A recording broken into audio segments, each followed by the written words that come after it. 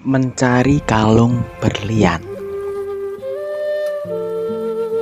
Di sebuah negeri, ada seorang raja yang ingin menghadiahkan kalung berlian indah kepada sang buah hati, putri kesayangannya.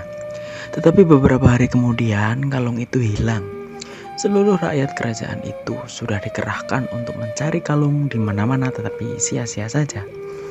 Lalu sang raja meminta rakyatnya untuk terus mencari kalung berharga itu dan berjanji memberikan hadiah yang sangat besar bagi siapapun yang berhasil menemukannya. Suatu hari, seorang juru tulis berjalan pulang melewati sebuah sungai yang airnya kecoklatan. Selagi berjalan santai, si juru tulis itu melihat ada sesuatu yang berkilau di permukaan air sungai. Ketika diamati dari dekat, ia seperti melihat gambaran kalung. Wah, ini pasti kalung milik sang putri. Inilah kesempatan emasku untuk menjadi kaya. Ujar si juru tulis. Tanpa ragu, si juru tulis memasukkan tangannya ke dalam air sungai dan berusaha mengambil kalung itu. Tapi entah kenapa ia tak bisa mengambilnya. Setelah mengeluarkan tangannya dari sungai, ia melihat lagi ke dalam sungai dan gambarannya pun masih terlihat. Ia mencoba lagi. Kali ini ia masuk ke dalam sungai sehingga celananya pun menjadi kotor.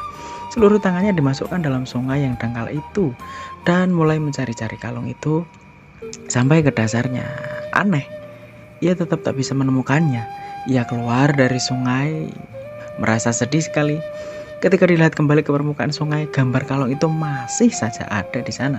Kali ini si juru tulis bertekad mendapatkannya. Ia pun memutuskan untuk menceburkan dirinya ke dalam sungai. Meski sadar betul seluruh tubuhnya akan menjadi kotor, tetapi tetap saja ia tak bisa menemukan dan kehabisan akal. Saat itu muncul orang tua yang bijak lewat. Melihat wajah sedih campur bingung si juru tulis, bertanyalah orang tua bijak itu. Ada apa anak muda? Adakah yang bisa kubantu? Meski awalnya merasa ragu, si juru tulis akhirnya memutuskan untuk bercerita semuanya pada orang tua itu. Setelah mendengar cerita si juru tulis, orang tua itu menasihatinya. Cobalah kamu menengadah ke atas pohon. Ke dahan-dahan pohon itu mungkin seekor burung gagak mencuri kalung itu dan menjatuhkannya.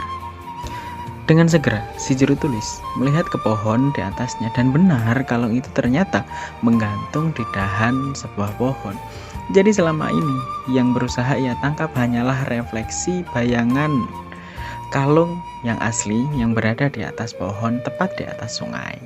Kebahagiaan materi bisa dianalogikan seperti sungai berpolusi dan kotor dalam cerita itu. Hanya refleksi dari sebagian kebahagiaan sejati di dalam dunia spiritual.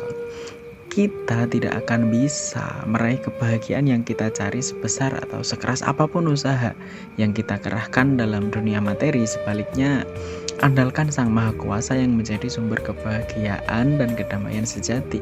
Kebahagiaan spiritual adalah hal yang mampu memberikan kita kepuasan. Karena itu, marilah kita berusaha dan berjuang untuk mendapatkan kebahagiaan sejati selama kita masih hidup di dunia ini, saat ini, dan seterusnya. Terima kasih.